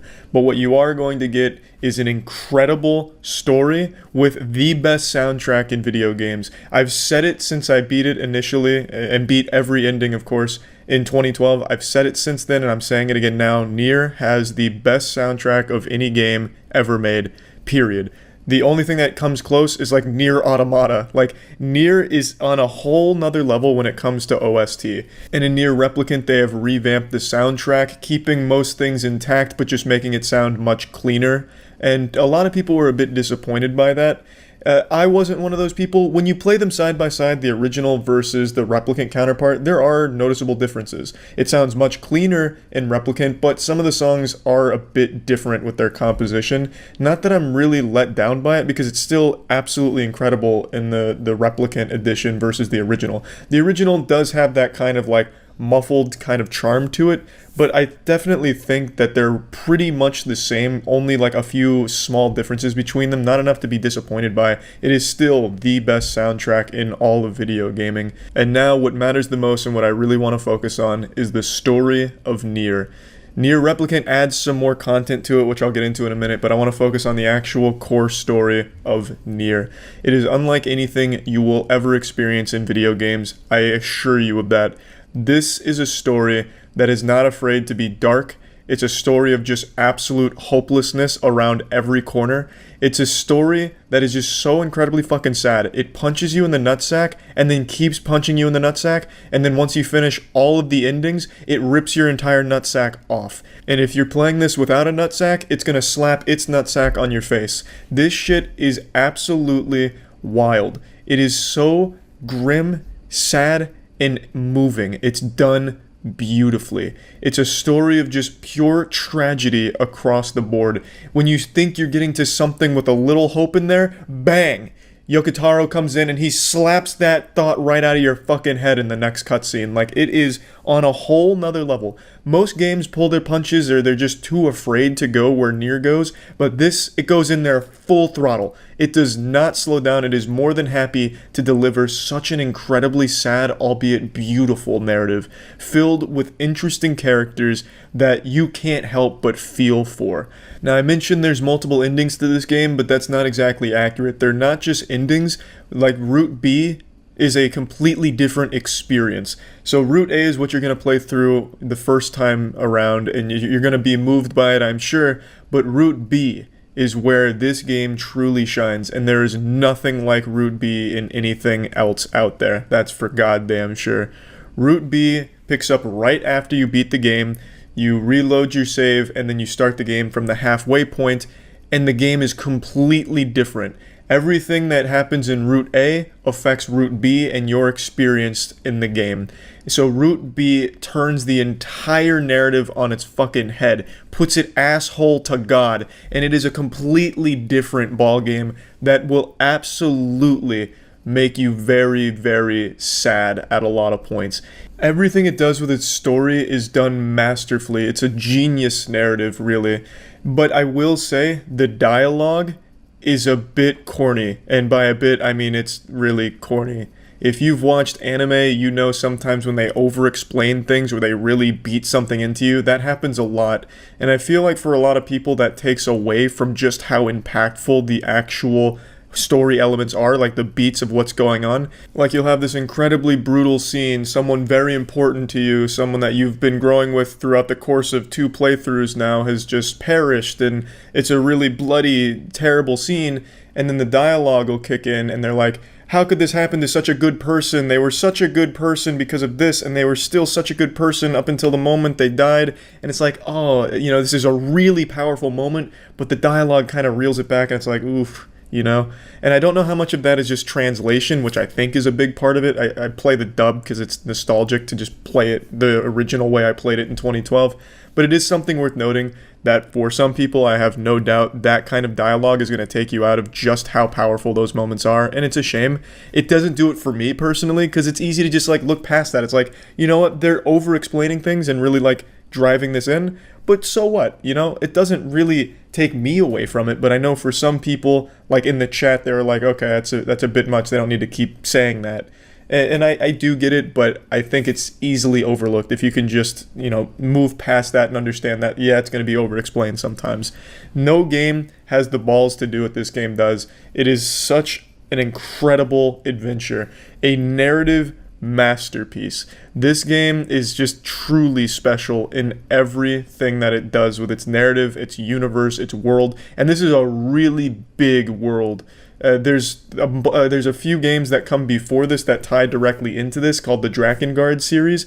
I personally am not overly familiar with the Drakengard series, only what relates to Nier, but you don't need to have that understanding going into this game. It pretty much feeds you what you need to know about the world, which is good enough.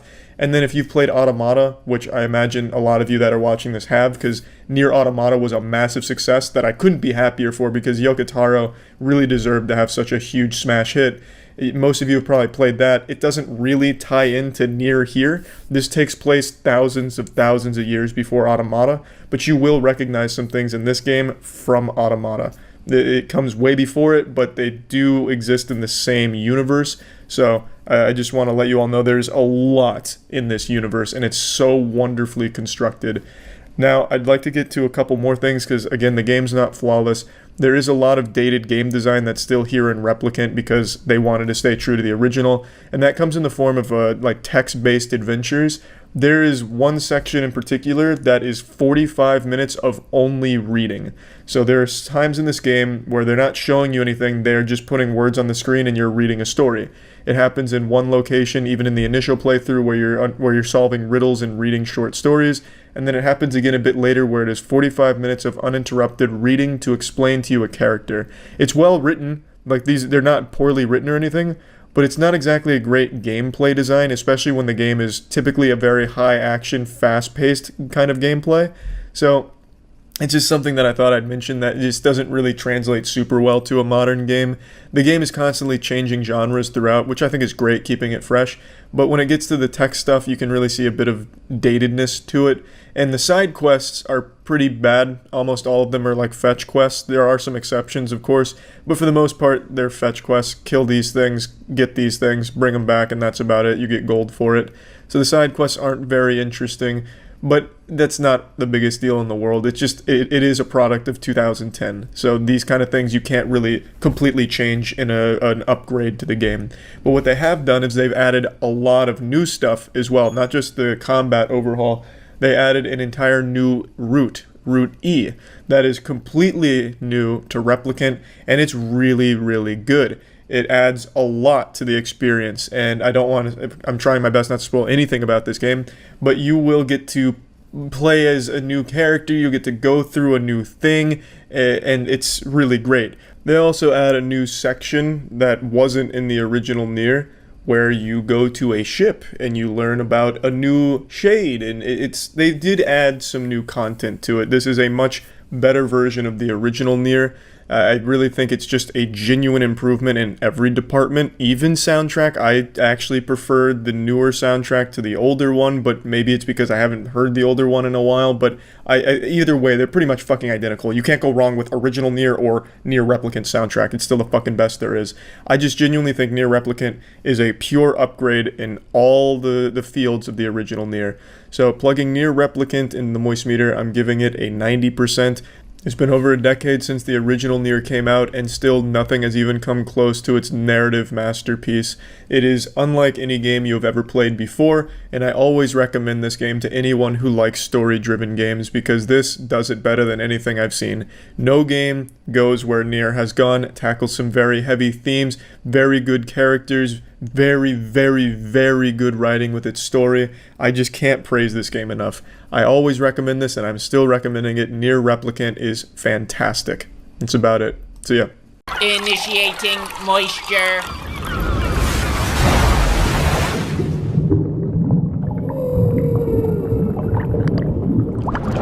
Welcome to the Moistcr. Today we're taking a look at the new Ratchet & Clank game, Rift Apart. If Twitch chat is anything to go off of, this game has completely reinvented erections and created an entire new generation of furries. But not only are the furries getting erections, anyone who can appreciate beautiful visuals is as well. This game is absolutely stunning. I would argue one of the best looking games ever made, and I don't say that lightly. Jackson, the co-host of the Moistcr, whom I'm sure he doesn't shut the fuck up sometimes in these things, he hit me with a text message right before the game came out saying that it might be the most beautiful game he's ever seen, and I thought he was being sarcastic. I would have never expected Ratchet & Clank of all games to be like the defining next-gen visual experience, but it turns out he was right on the money. This game is absolutely gorgeous. Everything's fucking ray-traced, and that's not anything I've ever cared about in the past, but in here, I was sitting there with my eyes wide and jaw on the floor like an old man who just found a color television for the first time in his life. This shit was completely different than anything I've seen before. It is impressive, beyond impressive. And I really love the huge emphasis on action in the cutscenes. The cutscenes aren't usually just characters talking to each other. It's characters going through fucking hell and back. Like the world is exploding around them in all kinds of colors and vibrant shit all over the place. And it's just so incredible. Like you're grinding down a pipe like it's Sonic, but much better than Sonic. Dodging incoming mine carts, getting shot at by robots. Then you're summoning the Kraken, and it's just so good. I just absolutely love the visuals in this game, the character design, the universe here, it just looks so good.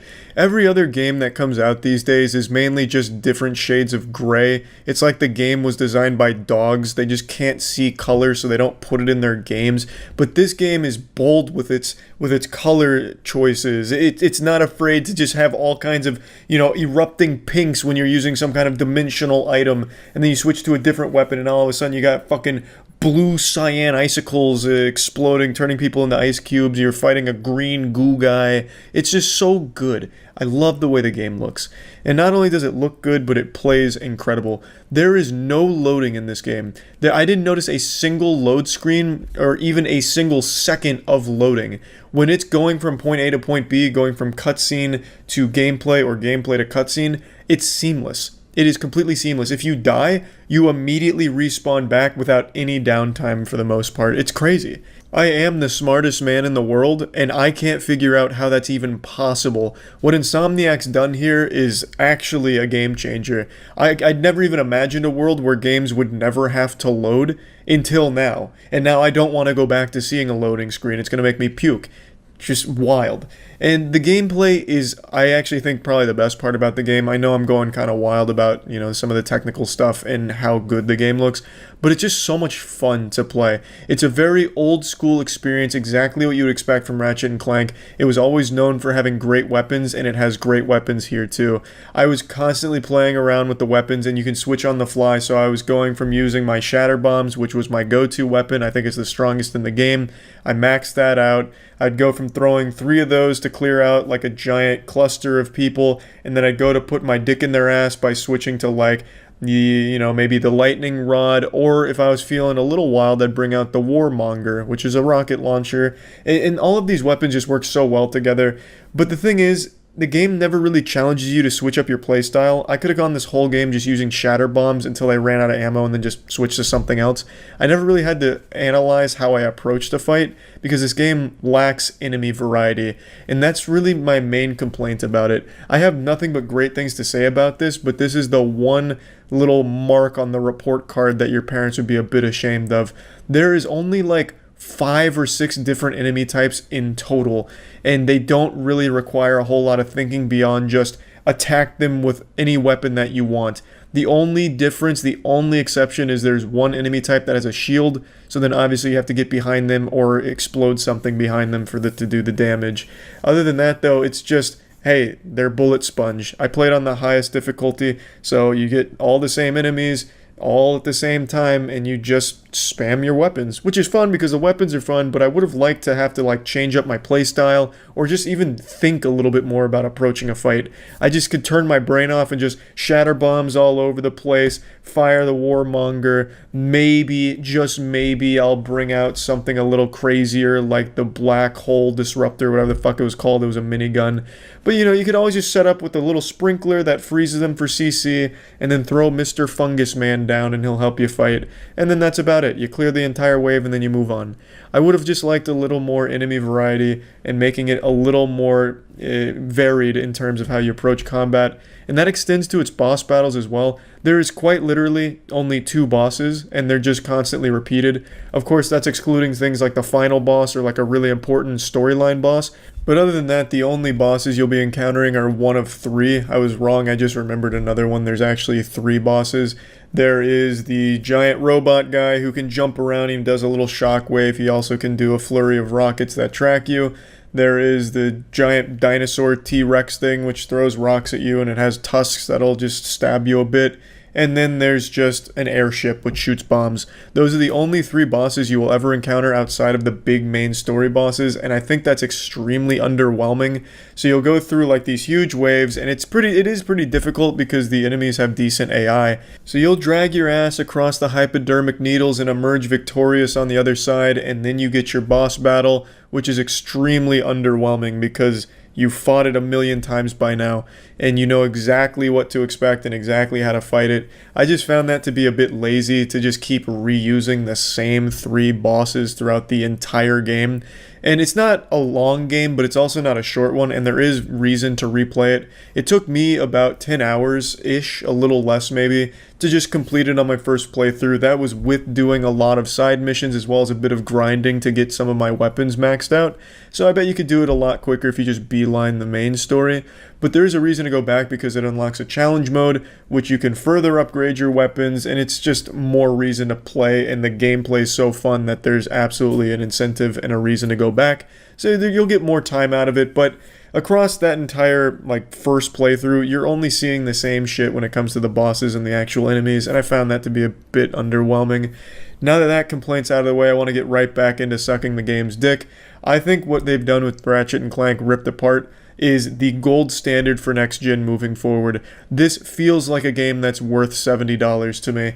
No loading screens, extremely fun to play, looks beautiful unlike any game I've seen before. I really do think this is up there in the conversation with some of the best looking games ever made. And of course the controller complements this all great with the haptic feedback. It's genuinely hard to not enjoy this game. The characters are fun, the writing is fun, the world is fun, and just being in it is a great time. At no point was I ever bored or just waiting for it to end. I just really enjoyed my time with this game. So plugging this into the Moist meter, I feel comfortable giving Ratchet and Clank Rift Apart an 85%. This would absolutely be a 90 if they just had a little bit more to the actual enemies you fight. It's so much fun to use the weapons, and it would have been even more fun to use them in situations that required all of them, or at least thinking about how to use them and when. It just became a little bit tired fighting the same enemies over and over and over again and fighting the same bosses, and I really think that weighed it down quite a bit because you're doing a lot of fighting in this game. This baby is like 85% pure action, so if you're bored of the enemies at like the halfway point, which I think a lot of people will be because by the halfway point you have seen every enemy the game has to offer 12 times over. They introduce one very quick different enemy towards the later half of the game, but they're only there for a second. I'm not trying to spoil anything, but yet by the midpoint of the game you have seen every enemy and fought them a million times, and I think a lot of people will get kind of tired of that. So I think that's really just the main thing that holds this game back from being even better, but I still think this is an extremely great game. That's about it. See ya. Initiating moisture.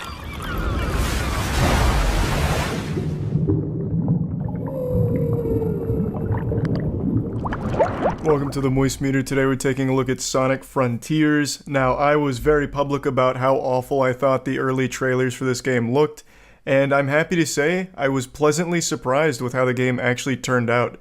So, let's just get into it right away. Now, I think the game overall has a lot of great ideas, but the execution is lackluster in a lot of areas. It has wonderful ingredients, but the recipe's a little fucked up, so it ends up tasting a little shitty at points. But overall, I still really enjoyed the meal.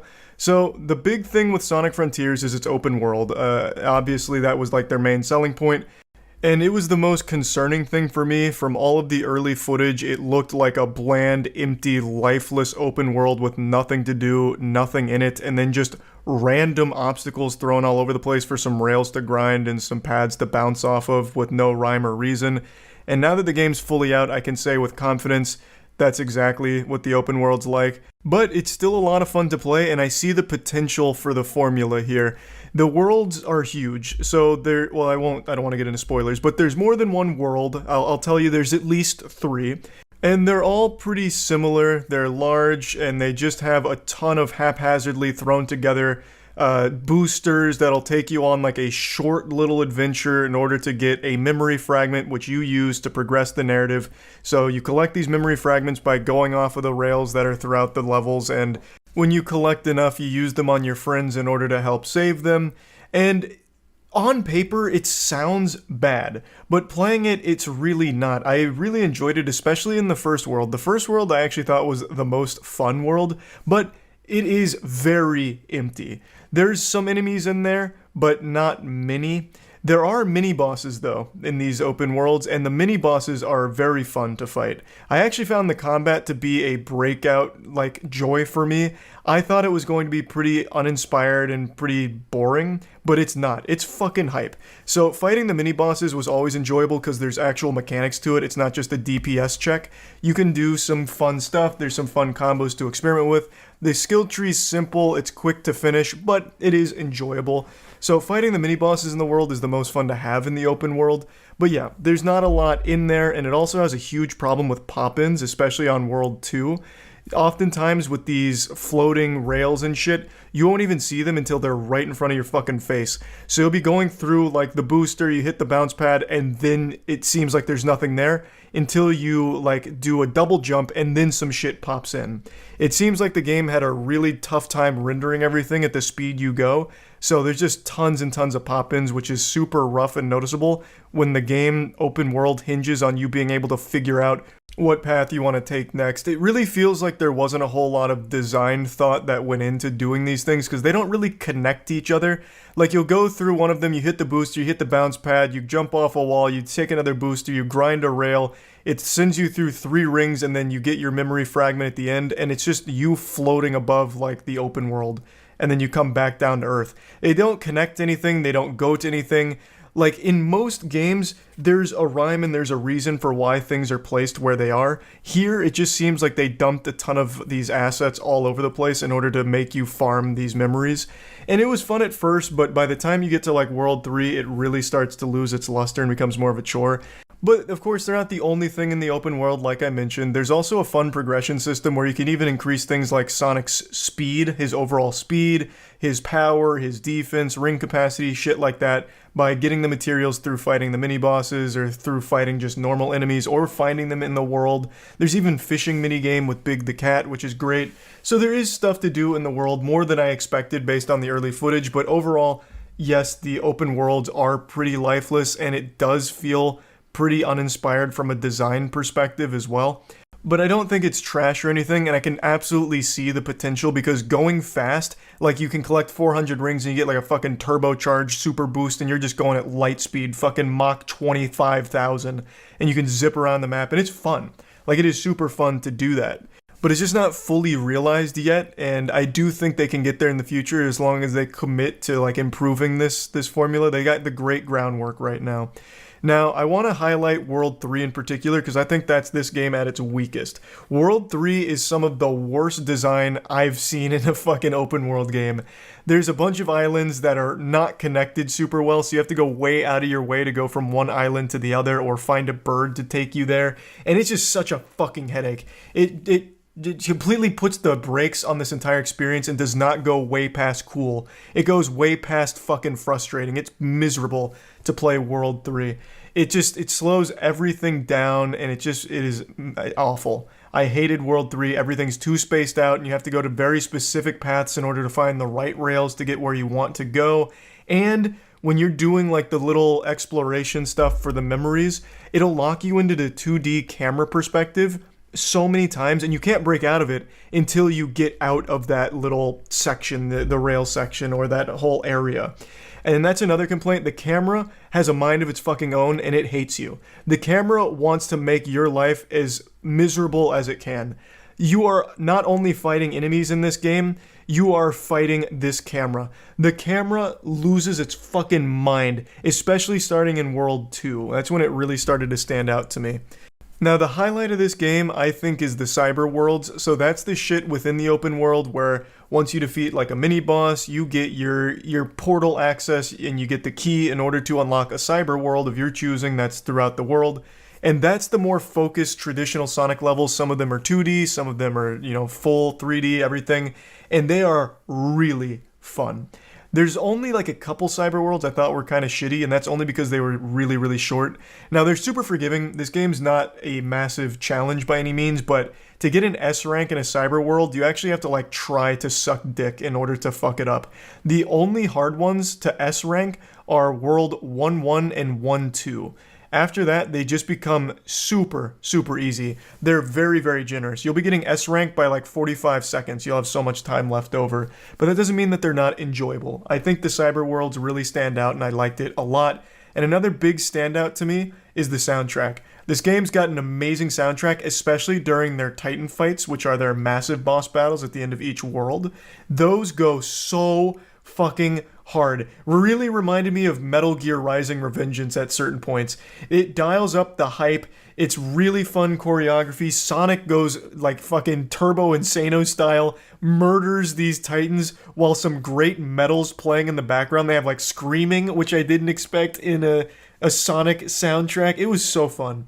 The Titan fights are amazing. and the soundtrack is just great across the board, especially in the cyber worlds. Another thing that I found really surprising is the depth to the mechanics here. There's a lot of mechanics in order to like traverse, in order to fight. Like there's just a lot that you can master. So there was a lot more depth to this than I was expecting, which I was pleasantly surprised by.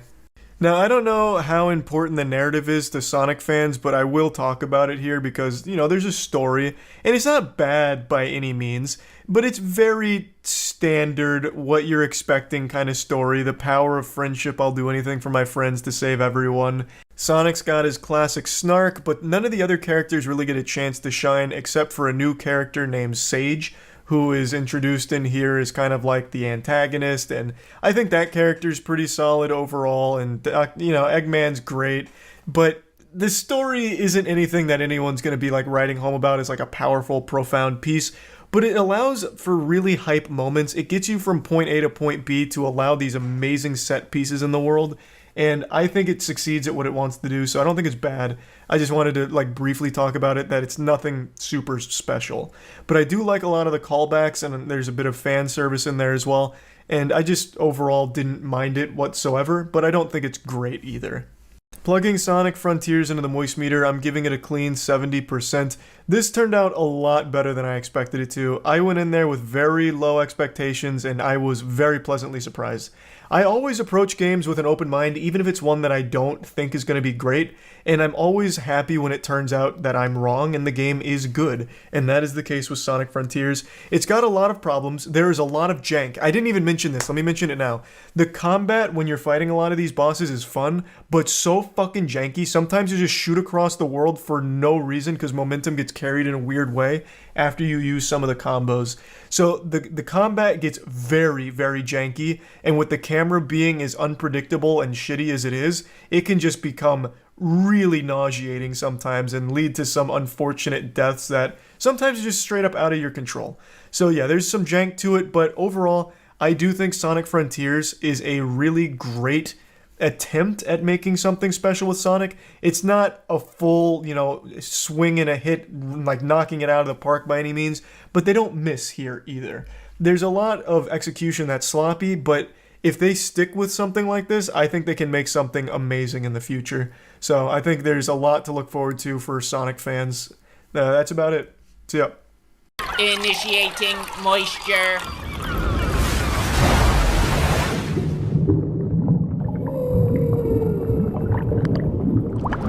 Welcome to the Moistmeter. Today we're taking a look at God of War Ragnarok, one of my most anticipated games of the year. If we have any Moistmeter viewing veterans in here, you'll know that God of War 2018 actually took home the Moistie's Grand Prize First Place Best Game of 2018 award, a very prestigious title that games fight tooth and nail for. We gave it to God of War in 2018, and I'm excited to say that God of War Ragnarok exceeds the expectations I had for it. I loved every second of this adventure. It had me strapped into my seat with a big smile on my face and a wet spot in my trousers. I think pretty much everything in Ragnarok is an improvement over its predecessor, which is not an easy thing to do. It was very ambitious to completely change the God of War formula from just standard hack and slash like they had with God of War 1 through 3, and then completely revamp the entire combat system and change the entire narrative structure in order to make God of War 2018, but it was a gamble that paid off greatly, and they've really mastered it with Ragnarok. I feel like Ragnarok has some of the best writing in all of gaming, and I absolutely believe it has some of the best voice acting ever in gaming. Up there with like Red Dead Redemption 2 in terms of both writing and acting. It is just so good. The performances are so compelling, especially Sindri and Odin. It's everything in this game. All of the ingredients lead to the most beautifully tasteful entree you've ever eaten in your life. I loved everything about Ragnarok. I don't think it's a perfect game. I'll get into some of the more minor complaints here in a moment, but let me just keep sucking its dick real quick. I want to keep swallowing the meat. Let's start with a couple of the things that God of War 2018 I thought lacked, which is enemy variety and boss battles. Those were very big complaints that most people had. Ragnarok does not have that issue. There is significantly more boss fights here. There's a lot more enemy variety. It's very clear they had a lot bigger budget to work with, so they were able to fully realize more things in terms of the enemies and the combat and the bosses. It's much, much better. It never gets old fighting through hordes of enemies or fighting bosses. There's now more than just one mini boss. Instead of it just being a recolored troll for fucking 20 hours like it was in 2018, they now have tons of little mini bosses that are fun to fight. Now, not every boss is fun to fight. There are a couple where their main mechanic is they'll hit you twice and then run away with an unpunishable move, and then you have to wait for them to come back, which of course is a bit of a tedious headache. I played this game on the highest difficulty, give me God of War, and of course things are spongy, but they really toned down the difficulty from 2018. I don't think that's a positive, I don't think it's a negative, but I want to mention that it is easier than 2018 with its highest difficulty, but some boss battles I really didn't enjoy. I just don't like that mechanic of, we're going to hit you twice, you can punish for a second, then we run away, and now you just wait, because then it becomes less about like skill and mastering the fight, and more about just being extremely patient and slow rolling things, and that's not a big complaint or anything, but I'd like to mention it. The game's also super generous with checkpoints. During any boss fight, like major boss fight, you'll get like 2 checkpoints throughout the fight, so if you get it down to half health and die, well, you probably got a checkpoint somewhere in there, and it's already at like half health again, so it's very forgiving. Unlike 2018. So if you were a little upset by how difficult 2018 was on the highest difficulty, you'll probably be pleased here. And for me, yeah, I didn't mind either way.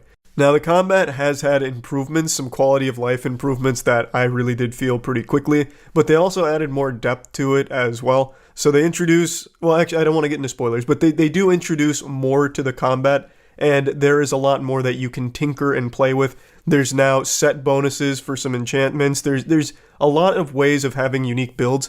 The build I used is from early game, and it carried me all the way to late game. I used a Vanaheim Poison Toxic Fist build, so I basically had the Stinky Finger build where I just bare-fisted everything, and it worked really well. It was a very fun build, and I feel like there's quite a bit of variety to the builds that you can play with here.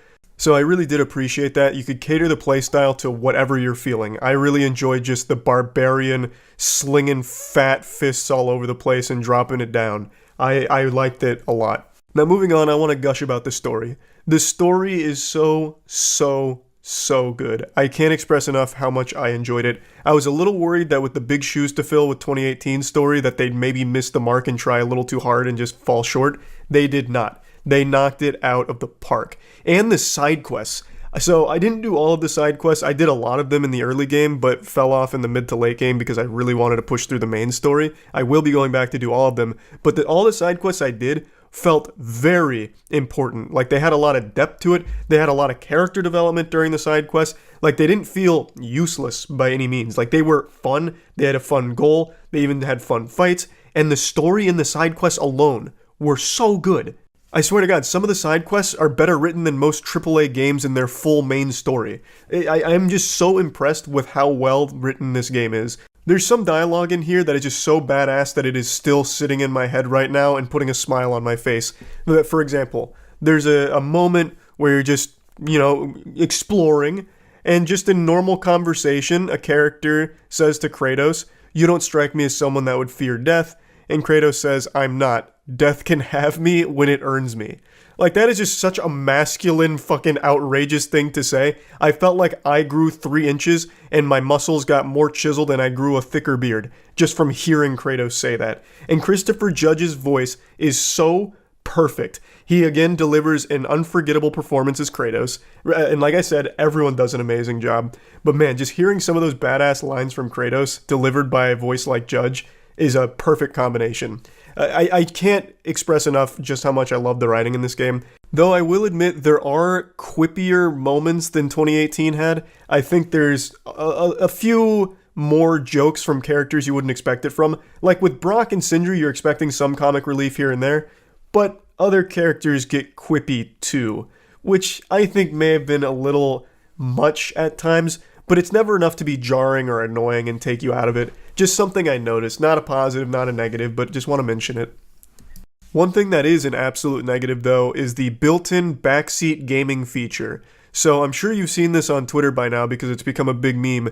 When you play this game, you're of course going to encounter puzzles, but the game treats you like a fucking idiot who can't tie your own shoes. So the second you look at a puzzle, if you don't solve it immediately, if you take like 3 seconds to look around, Your companion will just tell you the answer. They will feed you the solution. And then you just have to sit there and be like, oh, what the fuck? I didn't even get a chance to try the puzzle. You already told me how to solve it. It is so frustrating, and it's not a feature you can turn off right now.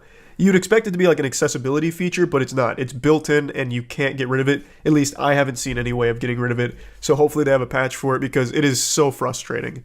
And it's not like they even mention it one time. They will spam it. Like, have you tried hitting this crystal? Have you tried spinning this? You have to spin this. Why aren't you spinning it? Spin it to solve this puzzle, you goddamn fucking moron troglodyte. Like, at no point does it even give you a chance to solve a puzzle without just screaming the solution at you. So that was a little stupid. I didn't like that at all. But actually, that's probably the biggest complaint I have for the game, which, in the grand scheme of things, is a pretty minor complaint. Now, steering it back into more compliments, the game has amazing music as well. I think everyone's going to immediately notice how great the score is here. Every goddamn moment of this game sounds amazing. It just feels so big, and the music helps complement that atmosphere. And jeepers, I gotta tell you, it is such a beautiful world filled with beautiful things and a lot to explore.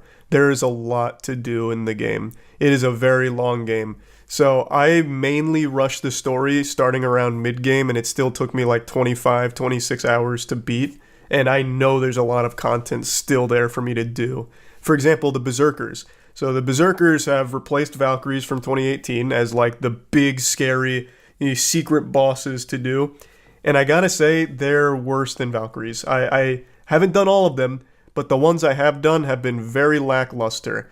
They fall into what I complained about a little bit ago, where some of the enemies, some of the mini-bosses and bosses, are 2 moves and then immediately run away, and then you just have to wait. Every Berserker I've done so far is that. They'll throw 3 moves at you, you punish slightly, then they run away. And of course, they're very spongy, so it just takes a long time. It's like 10 minutes of just that, rinse and repeat till they're dead. Now, hopefully some of the later ones that I've missed improve, but the ones I've done so far for the Berserkers are pretty not amazing. I prefer the Valkyrie fights. They were far more memorable and far more fun to actually fight. But luckily the combat's so fucking fun that even a tedious boss fight is still fun because the combat is just so enjoyable. There's a lot more that I'd like to talk about, but unfortunately that's going to get into spoiler territory, so I'm just going to leave it at all of this for now. Plugging God of War Ragnarok into the Moist meter, I'm giving it a very strong 95%. I cannot recommend this game enough. I think this is a true masterpiece. I absolutely fucking loved it, and I feel like most people will. So yeah, I mean, that's about it. See ya.